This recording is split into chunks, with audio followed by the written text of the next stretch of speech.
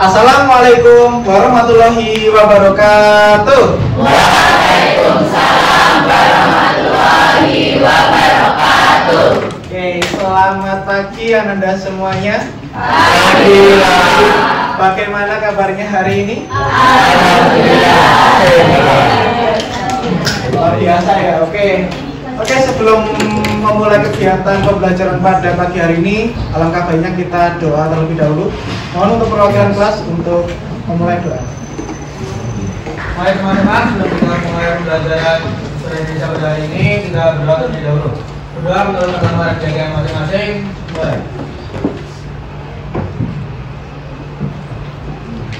Doa selesai. Oke, selanjutnya Bapak akan mengecek kehadiran dari Anda semuanya. Di sini yang tidak masuk siapa aja? Iya, masuk semuanya ya. Oke. Terus kemudian selanjutnya adalah cek kerapian. Silakan untuk seragam dari peserta didik yang mungkin belum rapi dirapikan ya, agar Anda semuanya bisa nyaman selama pembelajaran berlangsung. Kemudian dilaci-laci di bawah meja kalau misalkan ada sampah harus dibersihkan ya, seperti ini, agar pembelajaran kita pada hari ini bisa nyaman. Terus kemudian untuk tempat duduknya harus diposisikan dengan baik seperti itu. Oke, mejanya kursinya ditata. Oke, ready? Are you ready? Oke, mantap. Selanjutnya adalah sesi icebreaking. Oke, icebreaking-nya adalah tepuk semangat. Ini bertujuan untuk meningkatkan fokus dan juga motivasi ya, agar kalian semangat terus selama pembelajaran. Oke, jadi seperti ini ya, Bapak contohkan. Tepuk semangat ya. Tepuk semangat. Dan ding ding ding, dung dung dung, dan ding ding ding, dung dung dung, se, aha aha, ngat, aha semangat, gitu ya. Itu kan balik lagi ya, bareng aja ya, bareng ya. Di sini bareng, nanti next adalah satu lagi, oke. 1, 2, 3, tepuk semangat. Dang ding ding ding, dung dung dung, ding ding ding, dung dung dung,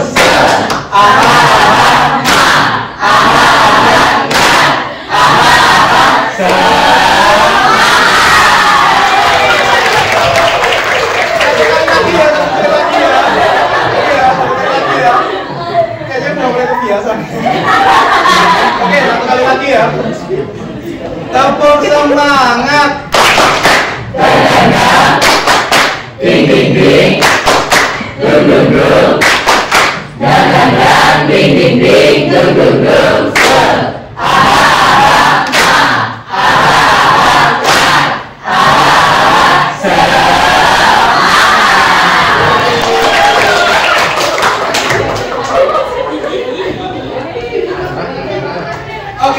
Selanjutnya kita melangkah ke bagian asosiasi dan juga review materi. Oke, ingat pertemuan sebelumnya kita belajar tentang apa? Disintegrasi. Oke, ada yang mau jawab lagi? Kita belajar tentang apa? Kemerdekaan. Oke, ada yang mau jawab lagi? Kita belajar tentang apa? G30 SPKI. APRA. Oke. Andi, LNS, wah banyak sekali ya.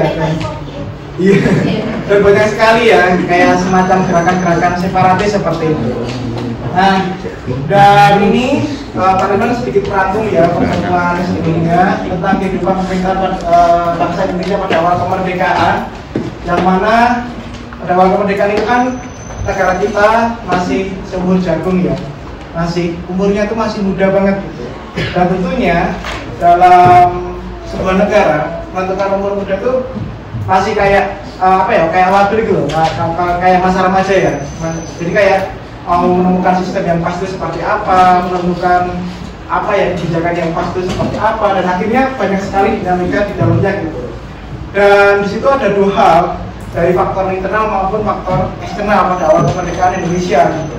Nah, di dalam faktor internal sendiri tadi Anda semua sudah menyebutkan ada semacam gerakan separatis ataupun gerakan yang ingin memisahkan diri dari Negara Kesatuan Republik Indonesia seperti itu. Tadi sudah menyebutkan ada RMS, ada gerakan APRA, terus dengan Andi Aziz dan segala macam gitu. Terus kemudian juga ada faktor dari eksternalnya gitu, yaitu kedatangan dari bangsa apa yang datang ke Indonesia? Oke, bangsa Belanda datang ke Indonesia. Sama negara apa yang datang ke Indonesia juga? Inggris ya, Inggris juga. Jadi 3 negara itu juga datang ke Indonesia gitu. Kalau cuma kan tujuannya buat membebaskan kawan-kawannya ya, dan juga menjemputnya kembali ke Jepang. Tapi kalau Belanda sama Inggris tujuannya beda, yaitu adalah ingin menjajah kembali Indonesia. Seperti itu. Jadi namanya itu rekolonialisme. Jadi penjajahan kembali atau reimperialisme, pendudukan kembali dari bangsa Inggris dan juga bangsa Belanda yang datang ke Indonesia gitu. Dan akhirnya perlawanan terjadi. Kita sebagai sebuah negara baru itu tentunya punya tantangan besar ya di situ ya. Dan bahkan proklamasi kemerdekaan kan banyak orang yang menyebutkan itu adalah puncak perjuangan bangsa. Tetapi kalau menurut saya itu beda. Justru proklamasi kemerdekaan itu adalah awal dari perjuangan bangsa Indonesia. Karena pada waktu itu setelah kemerdekaan kita belum bebas sepenuhnya, tetapi kita masih ada ancaman-ancaman seperti itu. Terus kemudian banyak sekali ya peristiwa-peristiwa terjadi. Setelah kemerdekaan ada ancaman disintegrasi bangsa, ada kompetisi antar partai politik pada waktu itu yang menarik. Nanti sebelum melangkah ke materi selanjutnya, dari segi ideologi terus kemudian ada perubahan sistem dari presidensial ke parlementer. Kalau presidensial itu gambarnya gini, kayak menteri-menteri bertanggung jawab kepada presiden, atau presiden itu sebagai kepala negara sekaligus sebagai kepala pemerintahan. Nah, kalau parlementer, presiden itu sebagai kepala negara, tapi perdana menteri itu sebagai kepala pemerintahan. Jadi kedudukan presiden itu ya kayak semacam simbolik aja gitu. Kalau kita mungkin lihat negara Eropa gitu kan, mungkin kita lihat kan ada kayak misalkan ada perdana menterinya. Nah, kalau kedudukan presiden apapun yang sebagai kepala negara itu raja ya, raja itu kan kayak tidak mungkin tidak bergerak bebas gitu loh. Yang bergerak bebas di dalam pemerintahan itu perdana menterinya seperti itu. Nah, itu gambaran Indonesia pada waktu itu, pada waktu awal kemerdekaan seperti itu. Terus kemudian ada pemindahan ibu kota negara. Anda tahu nggak ibu kota kita sudah pindah kemana saja? Oke, Jogja sama Bukit Tinggi. Oke, keren banget. Terus sama terakhir adalah politik bebas aktif. Oh, artinya enggak bebas apa, aktif apa? Oke, yang keras? Tidak menyiksa. Oke. Kalau aktif itu dia ikut di organisasi kayak Oke, benar sekali. Jadi bebas itu tidak memihak blok barat maupun blok timur. Kalau aktif itu biasanya itu ikut melaksanakan ketertiban dunia sesuai dengan tujuan Undang-Undang Dasar seperti itu. Oke, next. Akan hari ini akan belajar tentang kehidupan pemerintahan pada masa demokrasi liberal atau parlementer di Indonesia. Oke, tujuan pembelajaran hari ini ada 3. Yang pertama adalah menganalisis karakteristik kehidupan pemerintahan demokrasi liberal tahun 50-53 di Indonesia secara berkelompok. Yang kedua, mengidentifikasi kehidupan politik dan ekonomi bangsa Indonesia pada masa demokrasi liberal dengan cermat secara berkelompok. Dan yang ketiga adalah menunjukkan sikap dan pandangan gotong royong dalam pelaksanaan diskusi. Oke. Next. Oke, pertanyaan pemantik. Berdasarkan pengetahuan kalian, apa yang dimaksud dengan demokrasi? Oke, siapa yang mau jawab? Oke. Berpendapat. Oke, boleh. Terus? Pemerintahan oleh rakyat. Oke, hampir tepat. Ada yang mau ini? Pemerintahan oleh rakyat, dari rakyat untuk rakyat. Oke, keren. Tepuk tangan semua.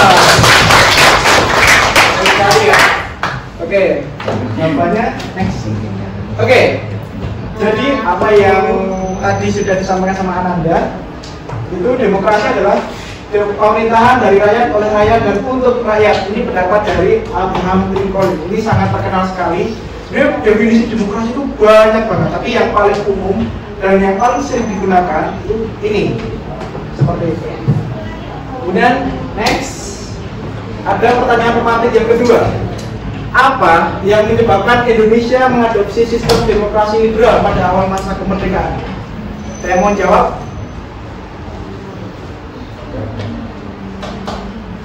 Oke, ada yang mau jawab?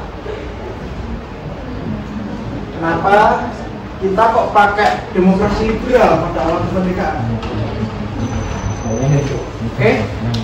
Oke, Panu, untuk kemudian apa? Membatasi kuasa presiden. Untuk membatasi kuasa presiden. Oke, terima kasih. Terus ada yang berpendapat lagi? Oke, ada lagi? Oke, tidak ya. Jadi ada dua jawaban besar yang saya simpulkan. Kenapa kok kita pakai sistem pemerintahan parlementasi atau demokrasi liberal? Ya? Nah, ini ada dua jawaban yang saya simpulkan. Yang pertama adalah sistem demokrasi liberal dianggap dapat menciptakan keseimbangan kekuatan politik di tengah dinamika politik yang masih belum stabil. Karena apa?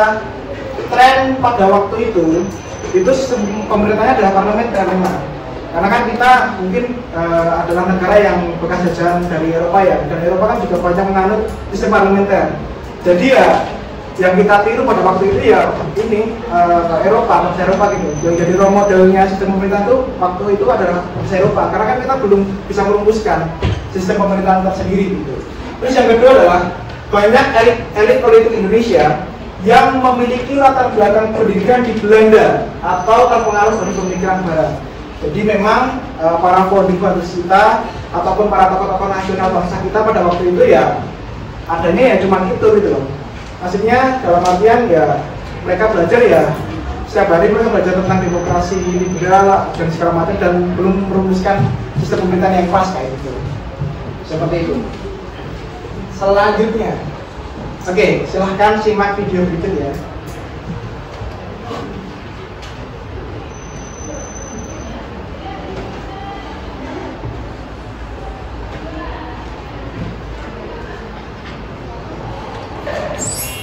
Assalamualaikum warahmatullahi wabarakatuh. Semua tahu kan jika Indonesia merdeka pada tanggal 17 Agustus 1945? Ternyata Indonesia tidak serta-merta berdaulat pada hari itu juga loh.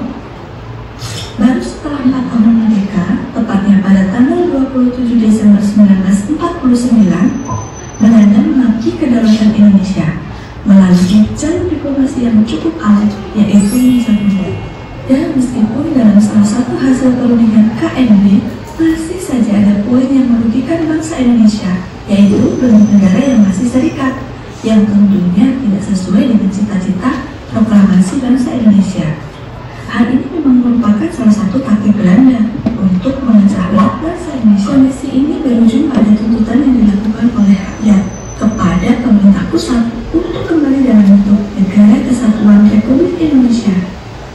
Atas tuntutan inilah, akhirnya pemerintah pusat pada tanggal 17 Agustus 1950 kembali dalam bentuk NKRI dengan hukum dasar UUD 50 atau Undang-Undang Dasar Sementara tahun 1950 dan menurut sistem parlemen.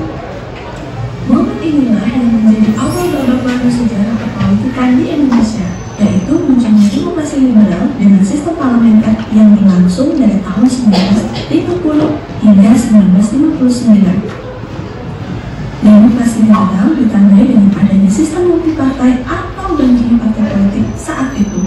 Partai besar diantaranya ada Masyumi, PNI, NU, dan PKI. Saat demokrasi liberal tahun 1950 hingga 1959 menganut sistem pemerintahan parlementer. Apa itu sistem parlementer? Ya, jika sekarang semacam badan legislatif saat itu. Ciri-ciri dari demokrasi parlementer diantaranya presiden tidak memiliki wewenang dalam menjalankan roda pemerintahan. Yang kedua, kabinet dipimpin oleh Perdana Menteri yang harus bertanggung jawab kepada parlemen. Tambahan informasi bahwa sistem parlementer tidak pasti, karena Perdana Menteri atau Kabinet dapat dirasakan kapan saja oleh anggota parlemen dengan mosi tidak percaya terhadap kinerja dan kebijakan yang dibuatnya. Kalau kita lihat di sini, peran parlemen itu sangat besar dalam perpolitikan di Indonesia. Dalam kurun waktu 1950 sampai dengan 1959, tercatat ada 7 kabinet yang bersifat parlemen. Banyaknya kabinet dalam waktu 9 tahun menunjukkan tingkat konflik politik sangat tinggi. Hal ini berakibat pada jatuh bangunnya kabinet yang menyebabkan ketidakstabilan politik. Berikut ini gambaran singkat tentang pemerintahan 7 kabinet saat itu. Kabinet yang membuka jalannya perpolitikan pada masa demokrasi liberal adalah Kabinet Natsir yang menjabat dari tanggal 7 September 1950 hingga 20 Maret 1951 yang berasal dari Partai Masyumi. Keberhasilan program kerja Kabinet Natsir diantaranya membentuk DPRD di seluruh Indonesia. Yang kedua, Indonesia diterima dan masuk dalam anggota PBB. Namun, tak lama dari masa pemerintahannya, Kabinet Natsir mendapat mosi tidak percaya dari Hadikusumo karena dianggap hanya menguntungkan Partai Masyumi. Next, kita masuk ke kabinet yang kedua, yaitu Kabinet Supinan yang menjabat sejak tanggal 26 April hingga 3 April 1952, merupakan koalisi antara PNI dan Masyumi. Program keberhasilan dari Kabinet Supinan diantaranya adalah menjalin kerjasama dengan Amerika dalam Mutual Security Act. Yang ketiga adalah Kabinet Wilopo yang menjabat sejak tanggal 3 April 1952 hingga 2 Juni 1953, merupakan koalisi antara PNI dan Masyumi. Program keberhasilan dari Kabinet Wilopo yang pertama adalah menyelenggarakan pemilu untuk memilih anggota Dewan Konstituante, DPR dan DPRD, meningkatkan kemakmuran rakyat, membebaskan Irian Barat, dan menjalankan politik luar negeri bebas aktif. Penyebab kegagalan Kabinet Wilopo yang pertama adalah peristiwa 17 Oktober 1952, terjadinya peristiwa Tayung Morotai dan adanya mosi tidak percaya dari Serikat Buruh Indonesia. Next, kita masuk ke kabinet yang keempat adalah Ali Wongso atau nanti dikenal dengan Ali Sato, menjabat sejak tanggal 31 Juli 1953 hingga 22 Agustus 1955. Program keberhasilan yang pertama adalah menyelenggarakan Konferensi Asia Afrika pada tanggal 18 April hingga 24 April 1955. Kemudian membentuk panitia pemilihan umum pusat pada tanggal 31 Mei 1954. Penyebab kejatuhan kabinet ini adalah adanya perselisihan dari pihak militer antara lain soal pengangkatan Menteri Pertahanan. Next, kabinet kelima, Burhanuddin Harahap, menjabat tanggal 12 Agustus 1955 hingga Maret 1956 yang berasal dari Partai Masyumi. Program keberhasilan dari Kabinet Burhanuddin diantaranya menyelenggarakan pemilu pertama tahun 1955 untuk memilih anggota DPR dan Dewan Konstituante. Patut dicatat dan dibanggakan bahwa pemilu yang pertama kali tersebut berhasil diselenggarakan dengan aman, lancar, jujur dan adil, serta sangat demokratis. Next, Kabinet Ali Sastronidjoyo II yang menjabat sejak tanggal 20 Maret 1956 hingga 14 Maret 1957. Merupakan koalisi antara PNI, Masyumi, dan juga NU. Program kerjanya diantaranya adalah membebaskan Irian Barat, membentuk otonomi daerah, dan menjalankan ekonomi kolonial menjadi ekonomi nasional. Kejatuhannya disebabkan oleh gangguan ekonomi dan gangguan keamanan. Next, yang terakhir yaitu Kabinet Juanda yang menjabat sejak tanggal 9 April 1957 hingga 10 Juli 1959. Program keberhasilan dari kabinet ini adalah menetapkan program kerja Pancakarya. Kelima program kerja tersebut adalah membentuk Dewan Nasional, normalisasi keadaan Republik, melancarkan pelaksanaan pembatalan KMB, memperjuangkan Irian Barat, dan menggiatkan pembangunan. Jadi, Kabinet Juanda merupakan kabinet terakhir dalam demokrasi liberal setelah Soekarno mengeluarkan Dekret Presiden pada 1959 yang kemudian menjadi titik awal lahirnya demokrasi terpimpin. Oke, dari video ini apakah ada yang ingin ditanyakan? Apakah ada yang mungkin belum paham? Kayak ini ya, demokrasi juga. Oke, ya guys. Kalau nanti ada dapat tidak untuk tidak percaya dan cara kerjanya tidak percaya. Oke, pertanyaan yang sangat bagus sekali. Cara kerja dari mosi tidak percaya itu sendiri. Jadi di sistem parlementer itu kan ada Perdana Menteri, terus kemudian ada kelompok oposisi. Sebenarnya kita lihat ada relevansi di zaman sekarang ini. Tetapi pada waktu itu kelompok oposisi itu punya suara. Jadi misalkan nih ada kebijakan dari kabinet yang kita terpilih, terus kemudian yang kelompok oposisi itu melihat bahwa ternyata kebijakan ini itu kurang pas ataupun masih banyak kekurangan kayak gitu. Terus kemudian kelompok oposisi ini memberikan suara mosi tidak percaya atau pendapat tidak percaya kepada suatu kebijakan kayak gitu. Dan akhirnya resiko terbesarnya adalah ketika mosi tidak percaya itu disampaikan dan disetujui oleh banyak pihak, maka kabinet yang menjabat pada waktu itu harus mundur. Itu resiko terbesarnya. Seperti itu ya, mekanisme mosi tidak percaya. Jadi kayak misalkan ada yang menjabat, tetapi ini menimbulkan ini ya, adanya kelompok mayoritas dan minoritas di dalam partai politik kayak gitu. Jadi kelompok yang mayoritas tuh yang punya suara banyak tuh sangat merajai pada waktu itu. Dan di masa demokrasi liberal tadi pergantian kabinet berapa kali? 7 kali ya. Ya karena itu kelompok yang berkuasa melawan kelompok yang oposisi dan akhirnya seringkali tidak sejalan seperti itu. Akhirnya dalam pemerintahan berhambat dan segala macam. Dan alasannya itu macam-macam ya. Kenapa mosi tidak percaya itu dilontarkan? Alasannya macam-macam. Karena pada waktu itu ada gerakan apa? Gerakan separatis yang ingin memisahkan diri dari Indonesia. Terus kemudian penyebab mosi tidak percaya itu dilontarkan juga ada faktor dari ekonomi pada waktu itu. Karena kan kita sebagai negara baru rebuild ulang dan mungkin baru menyusun ulang dan akhirnya banyak sekali faktor yang menjadi kelemahan. Tetapi apa ya namanya manusia Indonesia pada waktu itu tidak inginnya tidak percaya proses kayak gitu, tidak percaya proses dan inginnya instan, harus segera jadi dan segala macam. Akhirnya masih tidak percaya itu dilangsungkan. Seperti itu, apakah dijawab? Oke, apakah ada yang ingin ditanyakan lagi? Oke, kabinet itu dipilih dan diangkat. Dipilih dari forum mayoritas. Di dalam ini tuh ada kayak orang yang berhak untuk memberikan suara itu ada. Terus kemudian diangkat oleh presiden. Jadi presiden itu mengangkat perdana menteri seperti itu. Tetapi dalam perjalanan pemerintahannya ya yang menjalankan adalah perdana menteri, bertanggung jawab kepada presiden dan juga bertanggung jawab kepada DPR pada waktu itu. Seperti itu.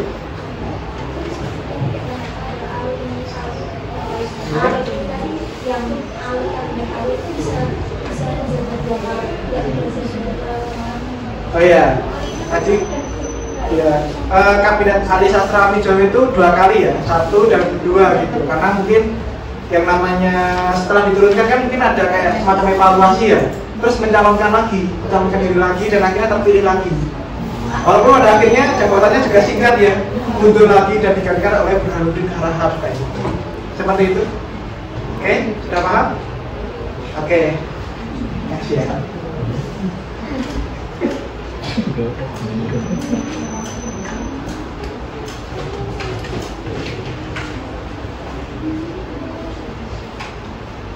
Kita lanjut ke materi. Ada tambahan materi di dalam demokrasi liberal.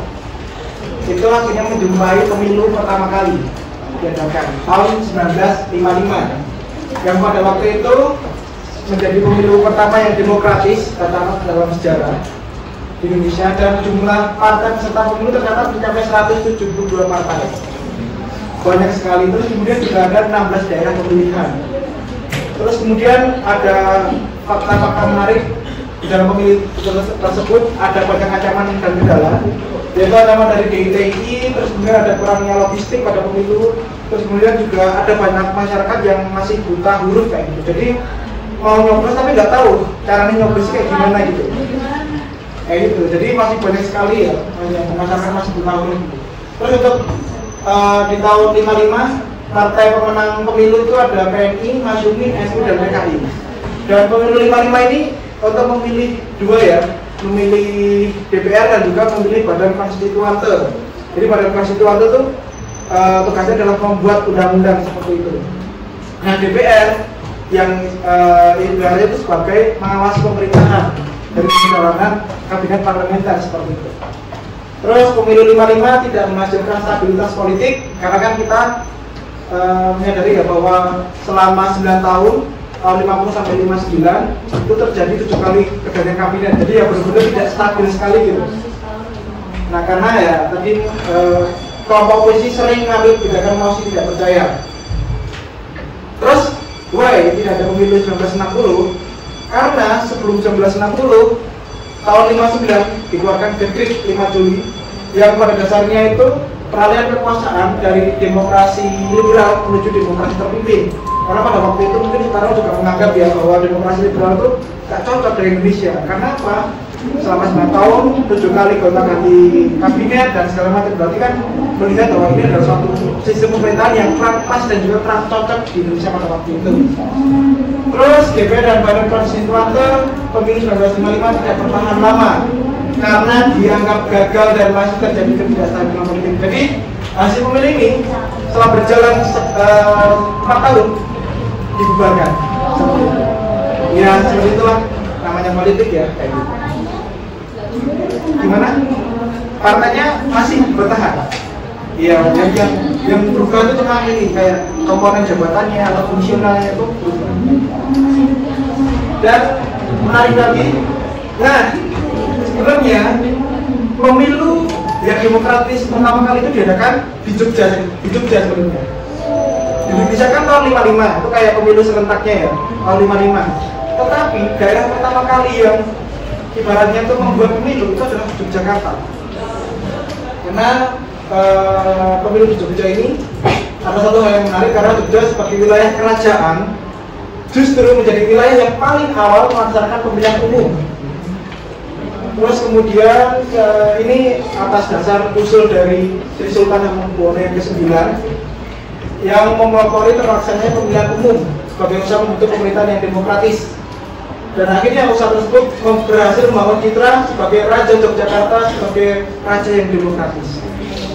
Nah, julukannya Sultan Hamengkubuwono yang ke-9 kan banyak sekali ya, kayak sebagai Bapak Pramuka, terus juga salah satu orang yang pimpin di serangan umum 1 Maret 1949 dan segala macam. Dan beliau juga berkontribusi pada segi politik, yaitu membuat sistem demokrasi di daerah DIY. Dan ini adalah foto-fotonya kantor panitia pemungutan suara Kecamatan Wonosari. Ini tahun 51 ya, pemilu tahun 51. Pembentukan ya jabatan setingkat kayak bupati kayak gitu. Terus kemudian ada camat dan kawannya gitu. Terus ini juga antusiasme warga masih sangat tinggi sekali ya. Dulu seperti ini. Oke, apakah ada yang ditanyakan sampai sejauh ini? Oke, silakan. Keras ya? Iya, itu kan pemilu pertama di Jogja. Itu mereka memilih apa ya Pak? Oke, untuk sebenarnya untuk di Jogja itu milih DPR juga, milih DPR, terus kemudian juga ada kayak kepala ya kayak bupati, terus kemudian ada camat juga, terus ada pemilihan seperti itu. Tetapi yang paling serentak di Jogja pada waktu itu adalah pemilihan DPR. Dan uniknya dulu MPR Jogja tidak tahu cara pemilihan umum itu seperti apa. Jadi gambling banget dan akhirnya mereka tuh mencari cara yang pasti seperti apa dan akhirnya dibuatlah seperti ini. Jadi masyarakat dikumpulkan terus habis itu milih. Sistemnya pada waktu itu udah voting ya. Jadi bukan musyawarah lagi, udah voting ya. Kalau musyawarah boleh banget ya. Gitu. Dan dulu juga sudah menggunakan semacam kalau jabatan jumlah kursi itu kayak asas keterwakilan. Jadi kayak semakin banyak jumlah kursinya, semakin banyak kursinya seperti itu. Tapi ya diungkapkan dalam buku ini tuh dulu ya pertama-tama adalah mereka mau menggelar pemilu tapi nggak tahu caranya gitu. Dan akhirnya mereka mencari cara sendiri dan akhirnya ketemu cara yang pas. Oke, ada yang ditanyakan lagi? Oke. Tapi itu kayak yang terjadi 55 itu kan kalau yang 1955 ada dalam jutaan apakah itu juga? Oke, pertanyaan yang bagus. Tahun 51 itu juga banyak masyarakat yang gagal paham. Pastinya tidak tahu ya cara prosedur pemilu yang pasti seperti apa gitu. Dan banyak masyarakat yang buta huruf juga. Jadi ya yang dilakukan pada waktu itu juga ini kayak KPU-nya pada waktu itu itu melakukan sosialisasi ke daerah-daerah gitu. Tetapi yang namanya sosialisasi kan juga banyak presentasi yang mungkin gagal gitu ya, karena pada waktu itu banyak masyarakat yang belum terpelajar dan segala macam, belum mengenal alat tulis dan segala macam, dan akhirnya ya kendala paling besar pada waktu itu juga masyarakatnya tidak tahu. Jadi barangkali ada kemungkinan bahwa masyarakat tuh menyoblos sembarangan kayak gitu, atau mungkin dicoblos semua kayak gitu, atau mungkin nggak nyoblos atau nggak datang kan.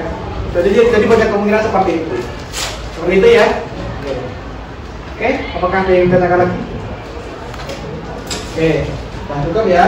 Selanjutnya adalah kita akan mengadakan kegiatan diskusi. Oke, silakan Anda semuanya berkelompok sesuai kelompok yang sudah ditentukan, dari kelompok 1 sampai kelompok 6 gitu ya. Untuk perwakilan kelompok silakan maju ke depan untuk mengambil LKPD yang akan saya bagikan. Silakan perwakilan.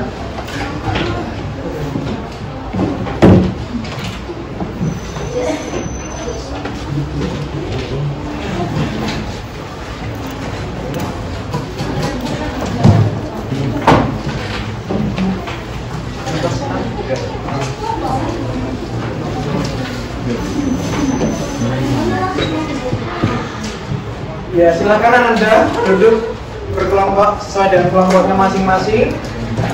Terus kemudian silakan baca dan juga pahami materi yang tadi sudah saya sampaikan. Terus kemudian kalau misalkan ada yang ditanyakan, silakan ditanyakan aja kepada guru. Terus silakan Anda mengeksplor materi dari buku ataupun dari sumber online yang kredibel, yang valid, dapat dipertanggungjawabkan sumbernya. Dan setelah ini selesai nanti ada kegiatan presentasi. Oke, silakan waktunya untuk mengerjakan. Izin nanya Pak, ini ya? Buat penyelesaiannya cuma 1 poin atau bisa dibikin lebih dari 1? Boleh, bebas. Silahkan untuk dikerjakan. Waktunya 10 sampai 15 menit.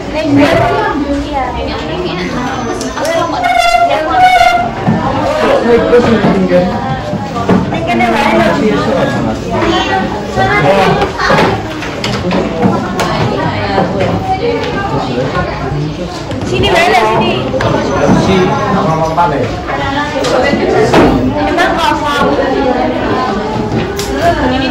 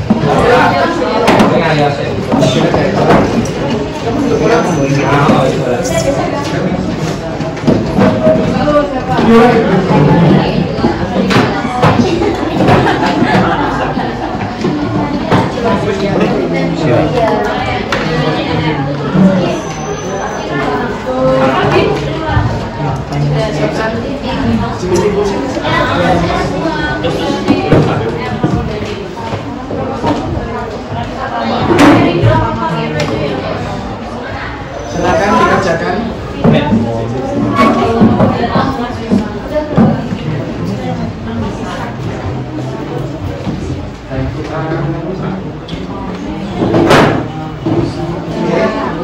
Ini kelompok berapa? Halo. Oke. Nanti siapin pertanyaannya ya. Ini di bawah dua.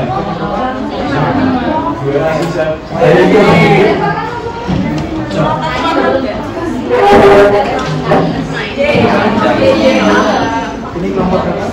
Saya nak di atas nih kita. Waduh, banget sebenarnya. Gue ini mengkon. dia juga kursiku.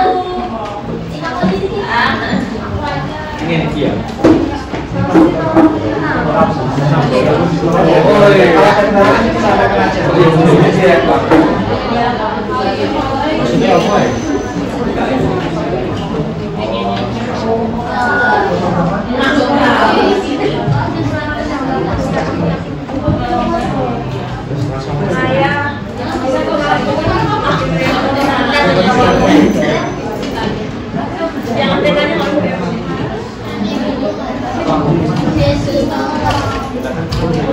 Oke, halo, gimana? Apakah ada kendala? Oke, aman ya sejauh ini ya. Oke. Oke, silakan dikerjakan ya. Nanti kalau misalkan ada yang bingung, sulit ditanyakan aja ya. Oke, gimana?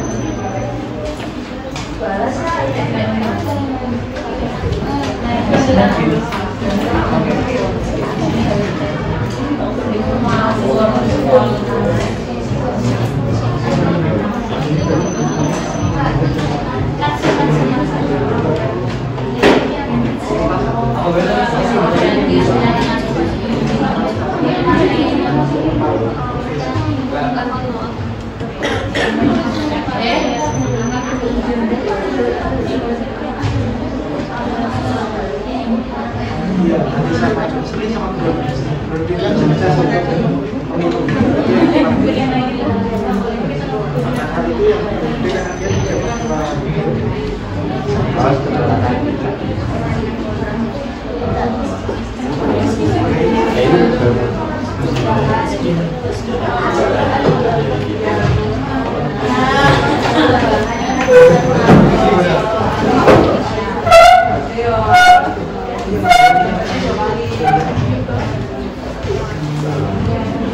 gimana? Aman ya? Oke.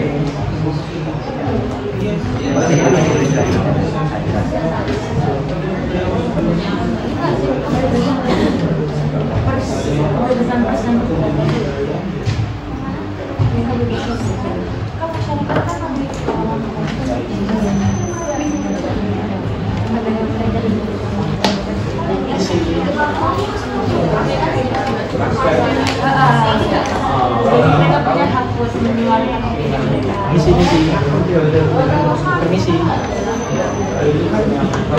Semangat. Oke, waktu 10 menit lagi.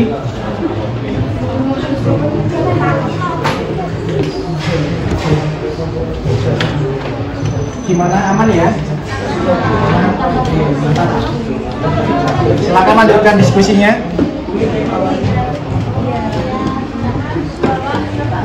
Oke, gimana?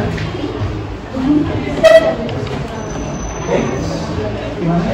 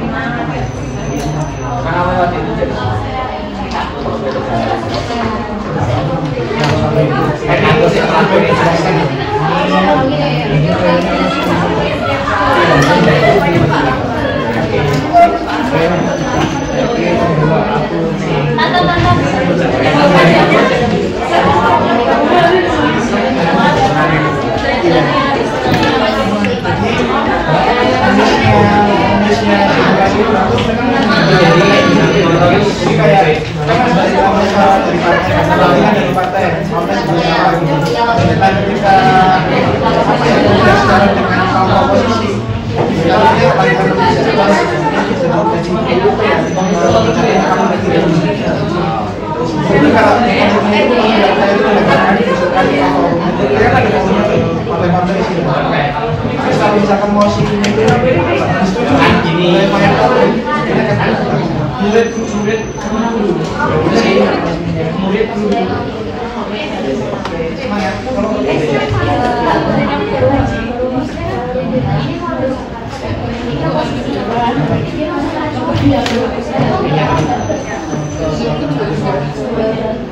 ya kan ada kayak jumlahnya kan, kayak jiwanya gitu.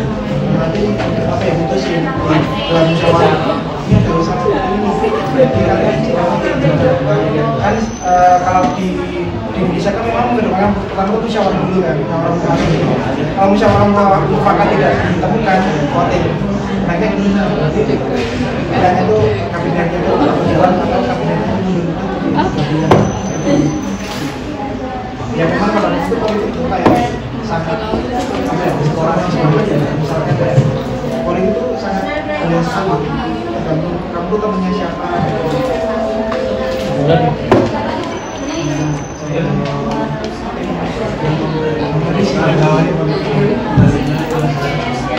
Karena kita itu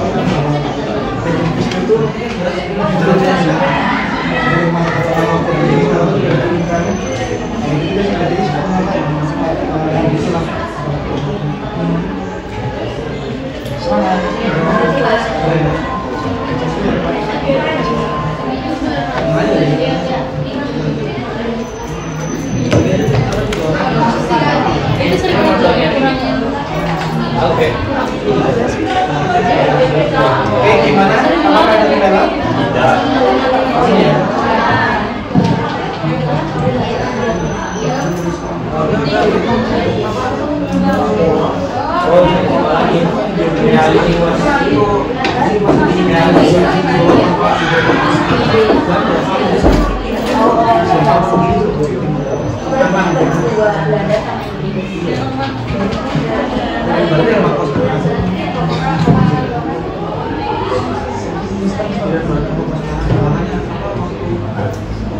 Oke, ya gimana?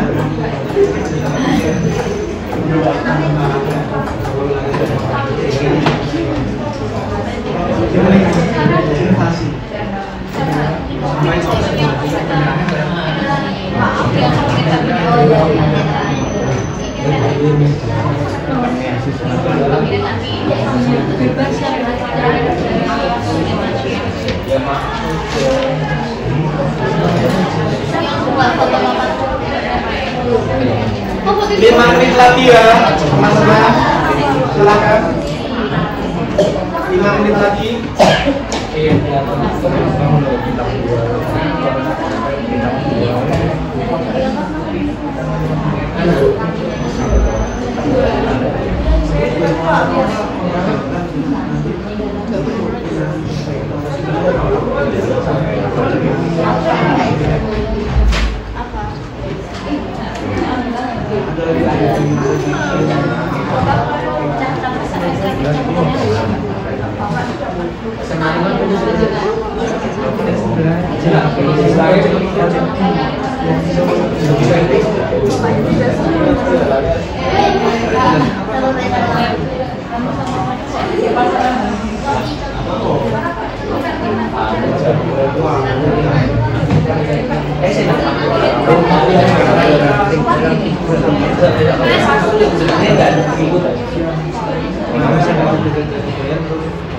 Gimana? Sudah. Nanti kalau ada yang kurang jelas dalam mencari materi bisa tanyakan ya. Gimana? Iya.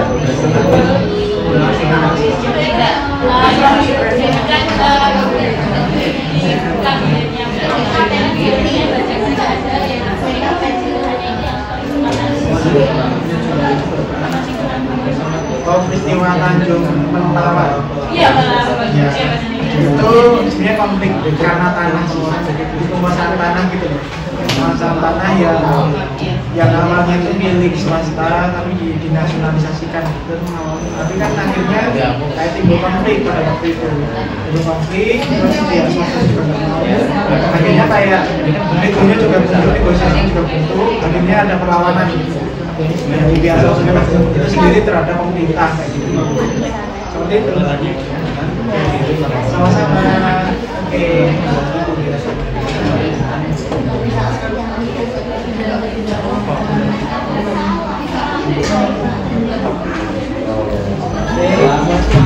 Selanjutnya gimana?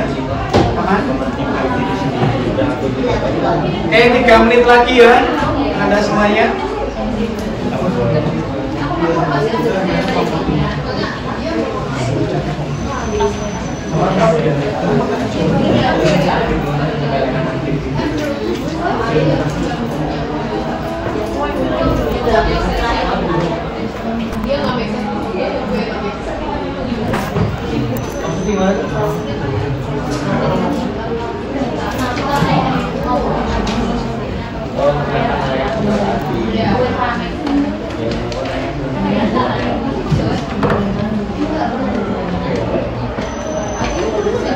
2 menit lagi.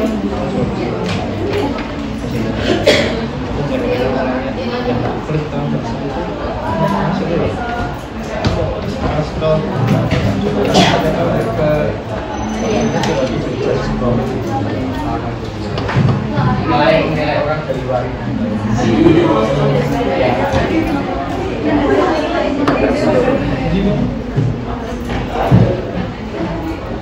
Satu menit lagi.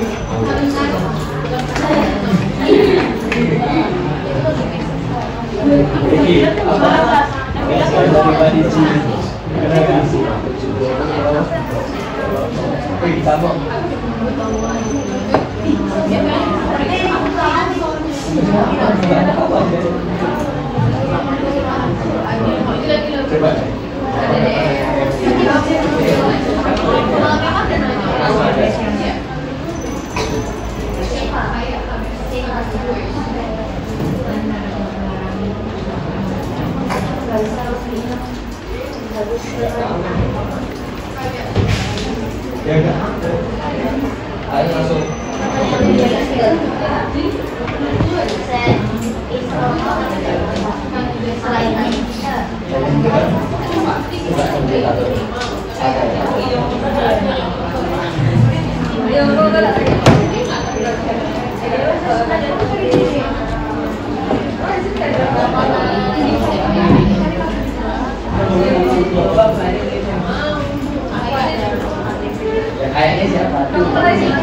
Oke, apakah sudah selesai semuanya?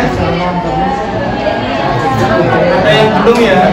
Mungkin saya tambahkan waktu 5 menit lagi ya. Kita mengerjakan. Silakan.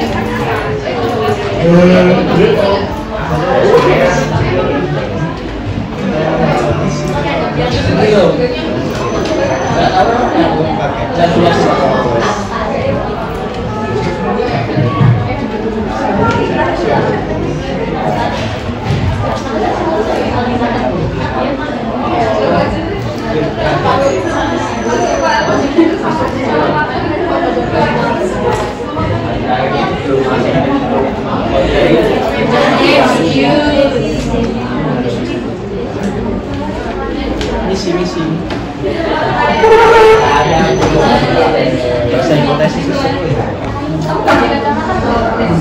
Oke, sudah selesai semua.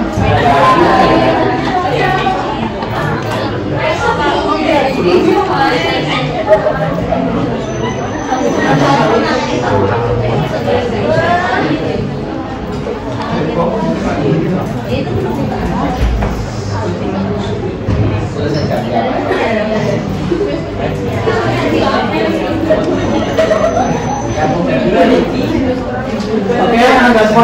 sudah selesai?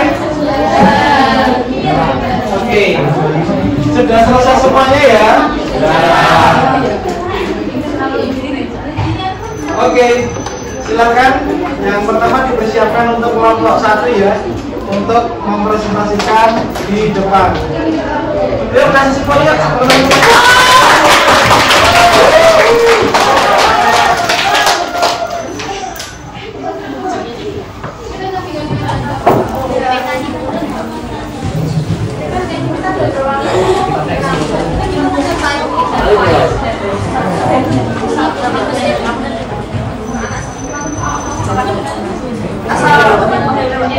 Assalamualaikum warahmatullahi wabarakatuh.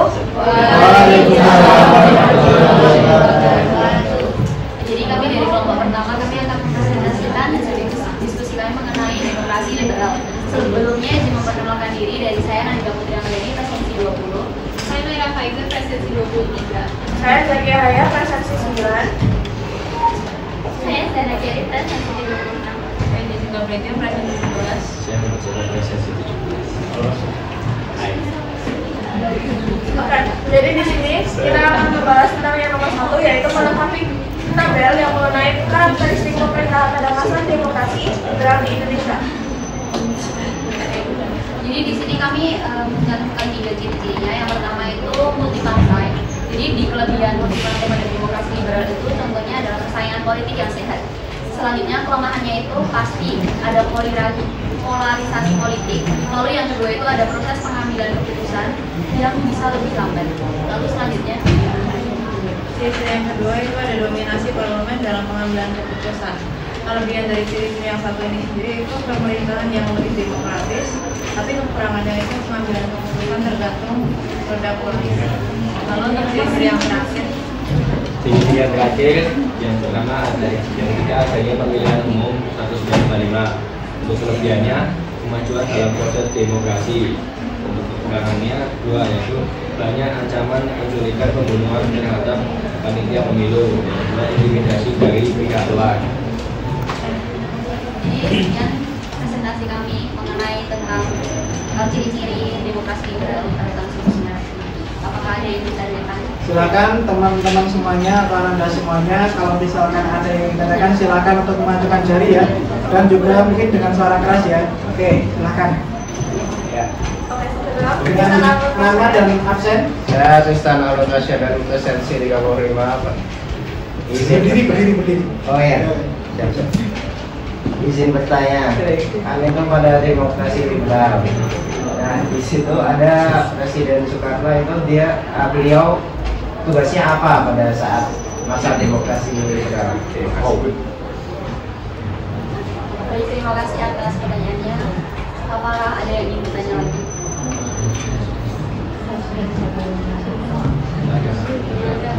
Silakan kalau misalkan udah ada jawaban silakan dijawab aja. Tunggu sebentar ya, Mas Aldo. Oke.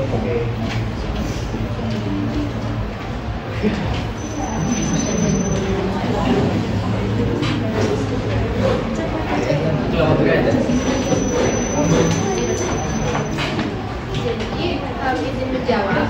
Jadi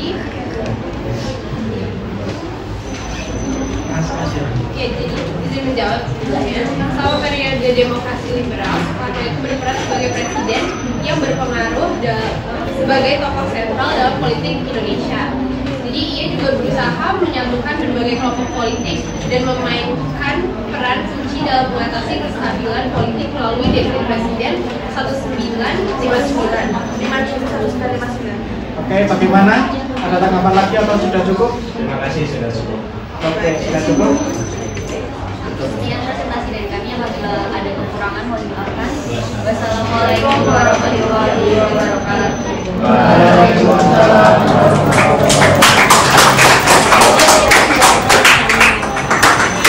Oke, selanjutnya kelompok 2. Ya, kasih semuanya kelompok 2 yuk.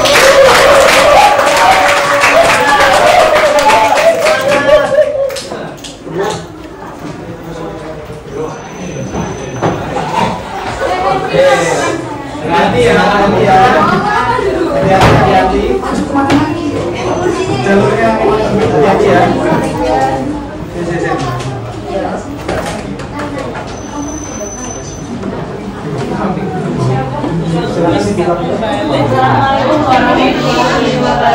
Waalaikumsalam warahmatullahi wabarakatuh.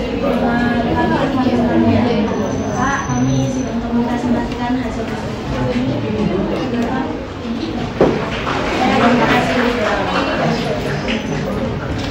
Kalau untuk informasinya dinaikkan. Untuk pertanyaan yang kedua itu pada era demokrasi liberal yang berlangsung dari tahun 1950 sampai 1959 ada 7 kabinet yang memegang pemerintahan. Nah, pertanyaannya itu pendapat kita pada masa kabinet apa yang menunjukkan adanya perubahan yang signifikan dan banyak memberikan pengaruh positif atau kemajuan bagi bangsa Indonesia. Nah, kita memilih salah satu dari 7 kabinet itu, yaitu Kabinet Juanda. Nah, karena apa? Karena pada masa Kabinet Juanda itu mengeluarkan dekret presiden yang berlangsung pada tanggal 5 Juli 1959 yang nantinya bakal mengakhiri demokrasi liberal dan memulai demokrasi terpimpin. Kemudian Kabinet Juanda ini menggantikan UUD 1950 menjadi UUD 1945. Terus yang kedua itu pelaksanaan deklarasi Juanda yang mempertegas batas-batas wilayah laut. Nah, itu mempertegas mencakup seluruh wilayah laut yang ada di sekitar Indonesia, di antara dan juga ya di sekitarnya. Yang ketiga. Lalu alasan ketiga kami menganggap Kabinet Juanda ini suatu yang pengaruh signifikan, yaitu ini adalah kabinet yang sangat aktif atau dia aktif dalam perjuangannya untuk mengembalikan Irian Barat yang pada KMB itu masih ditahan oleh Belanda dan penyerahannya selalu mundur dan tidak jadi. Walaupun akhirnya untuk penyerahan Irian Barat ini baru terjadi pada 1963 oleh Tumnea itu, tapi peran Kabinet Juanda ini bisa dibilang cukup aktif dan cukup besar di antara kabinet-kabinet lain atau pemerintah Indonesia pada masa itu.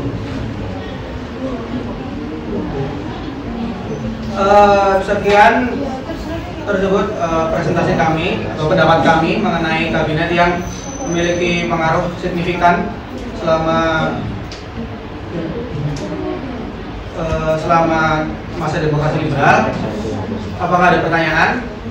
Oke, mungkin sebelum pertanyaan, apakah ada yang beda pendapat dengan kelompok 2? Kelompok 2 tadi menjawab bahwa yang paling progresif atau yang paling banyak prestasinya itu adalah Kabinet Juanda yang paling berpengaruh.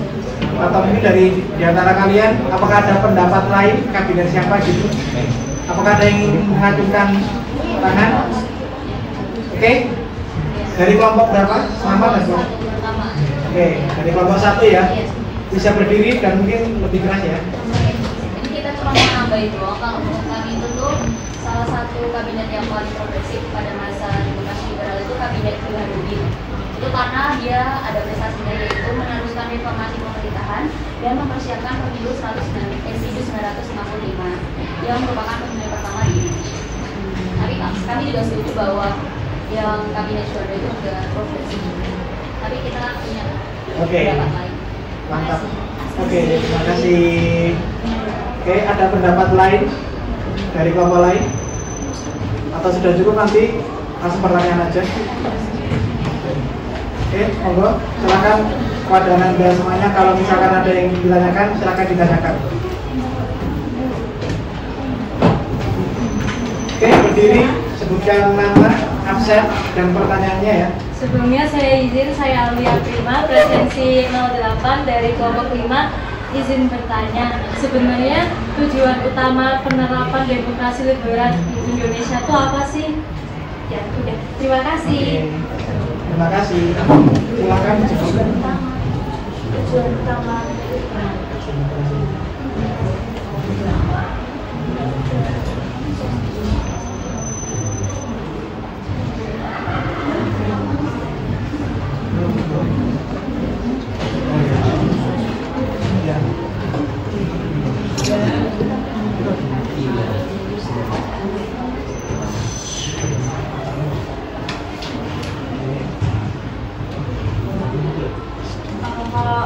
tujuan dari demokrasi liberal itu mewujudkan demokrasi yang bebas dan melindungi hak individu dari kekuasaan pemerintah.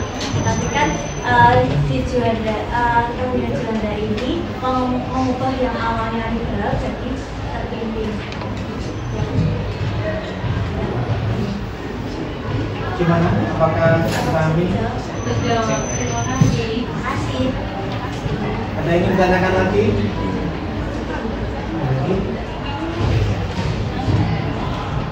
Oke, ada yang ingin ditanyakan lagi? Silakan. Oke. Diulangi lagi nama. Terus absen. Saya Nayara presensi 24, izin bertanya tadi PM Juanda itu turun tanah apa yang dilaksanakan?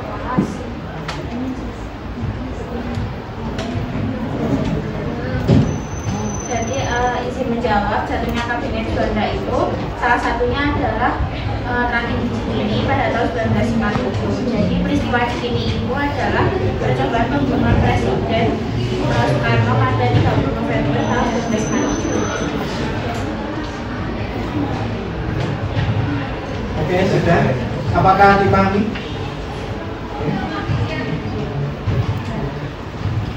Sekian presentasi dari kami. Jika ada salah-salahnya kami maafkan. Assalamualaikum warahmatullahi wabarakatuh.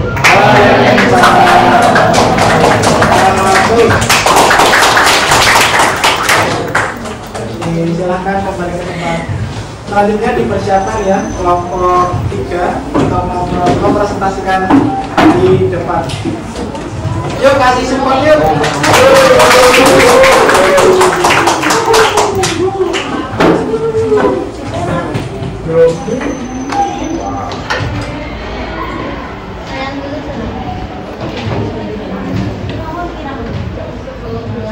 Assalamualaikum warahmatullahi wabarakatuh.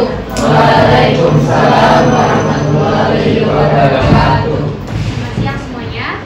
Jadi kita di sini akan mempresentasikan hasil diskusi kami.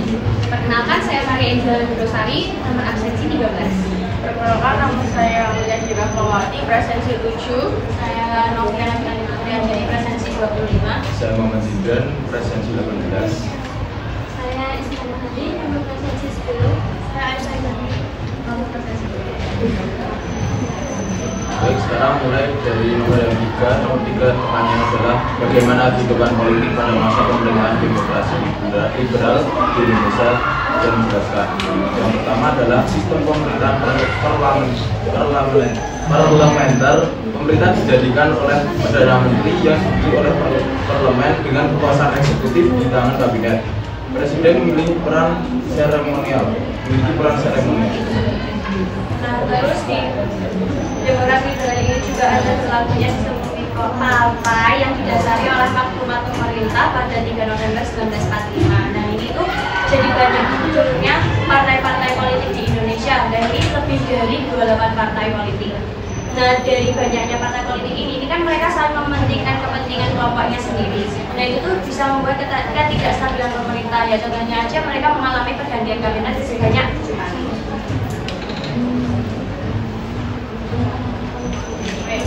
Terus nomor 4, bagaimana kehidupan ekonomi demokrasi liberal di Indonesia. Yang pertama itu ada Gunting Syarifuddin, pemotongan nilai mata uang kabinet kata yang kedua.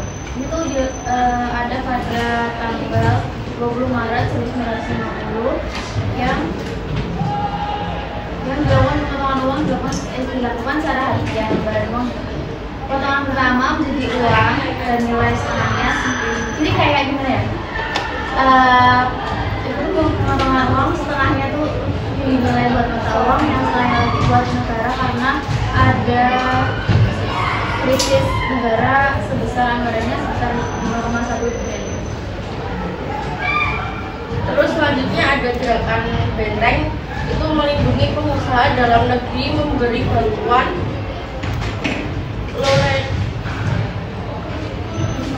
kredit dari kabinet Nasir. Nah, itu tuh gerakan Benteng itu kebijakan gerakan Benteng dikeluarkan oleh Menteri Perdagangan, yaitu Sumitro Jojo Hadikusumo. Gerakan ini juga bertujuan untuk mengubah struktur ekonomi kolonial menjadi struktur ekonomi nasional. Ini juga berwujud dari gerakan Benteng ini adalah dengan menumbuhkan usaha di Indonesia melalui kredit. Yang terakhir yang akan kita jelaskan adalah ekonomi Alibaba. Ini yang melibatkan dua etnis, yaitu Ali adalah pribumi dan Baba adalah etnis Tionghoa atau negeri. Habis itu ini tuh jadi pribumi itu dihubungkan kayak diberi pelatihan oleh para Tionghoa, dan para Tionghoa itu mendapatkan kayak bantuan kredit dari negara, tapi itu gagal karena nggak berlangsung seperti yang diharapkan. Ada yang ingin ditanyakan? Silakan Anda, kalau misalkan ada yang ditanyakan atau ditanggapi ke kelompok 3, silakan berdiri. Saya Nabila Citra PSSI 19 dari kelompok 6. Tadi kan salah satu kebijakan yang disebutkan oleh kelompok 3 itu kan kebijakan Indonesia. Nah itu saya ingin bertanya, apa Indonesia Republik ini tuh seberapa sih efektifnya untuk persoalan ekonomi di masa demokrasi ini? Terima kasih.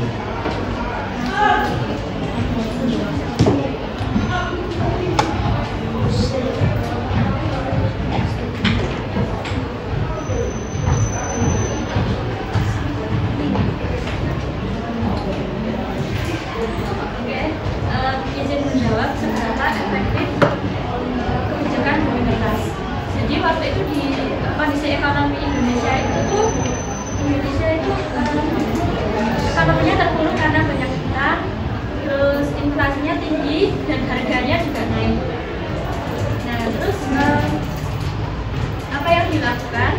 Jadi dilakukan pergantian mata uang yang bermacam-macam dengan mata uang yang baru.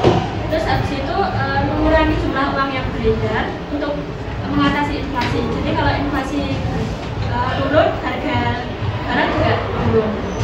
Terus habis itu mengisi kas pemerintah dengan pinjaman wajib yang besarnya diperkirakan mencapai 1,5 miliar.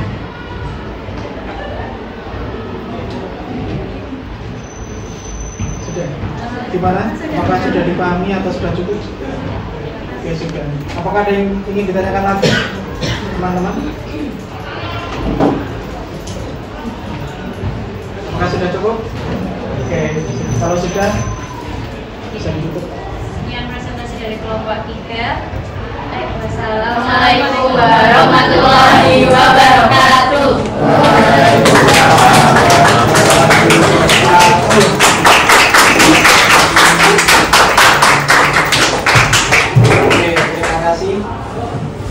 Oke, silakan kembali ke tempat duduknya masing-masing. Kita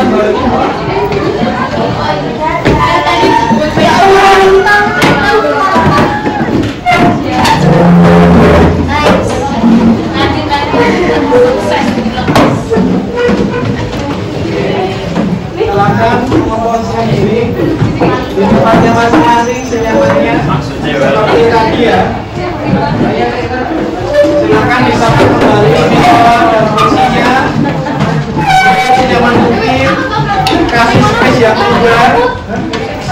Hati-hati persenggolan sama teman-temannya. Siapa? Oke. Asik yang lewat. Sini. Oke, silakan.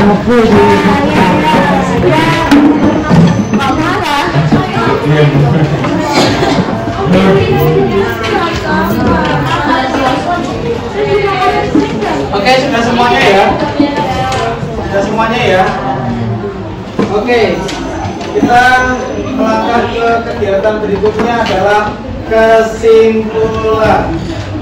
Apakah ada yang mau memberikan kesimpulan pada kegiatan pembelajaran pada hari ini? Siapa? Tunjuk tangan siapa? Oke, yuk kasih support lagi yuk. Untuk memberikan kesimpulan kegiatan pembelajaran pada hari ini. Silakan.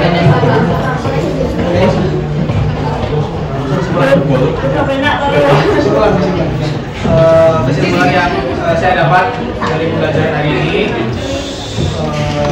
dari mempelajari masa demokrasi liberal ini, saya itu belajar bahwa walaupun demokrasi itu tujuannya yang tadi itu dari rakyat, oleh rakyat dan untuk rakyat, jadi memberi kebebasan istilahnya untuk rakyat, tapi kalau pemerintah atau politik itu sendiri belum stabil dan selalu banyak istilahnya seperti kayak internal, ketidaksepahaman internal itu ya hasilnya juga tidak akan baik atau tidak akan efektif. Buktinya selama masa demokrasi liberal 9 tahun ini kabinetnya itu berganti sampai 7 kali. Jadi satu kabinet itu bisa cuma beberapa bulan doang yang ya jelas tidak efektif. Jadi mungkin ada baiknya kalau pemerintah itu kuncinya itu ada stabilitas dan keseimbangan agar pemerintahannya bisa efektif. Itu yang saya dapat. Oke, tepuk tangan.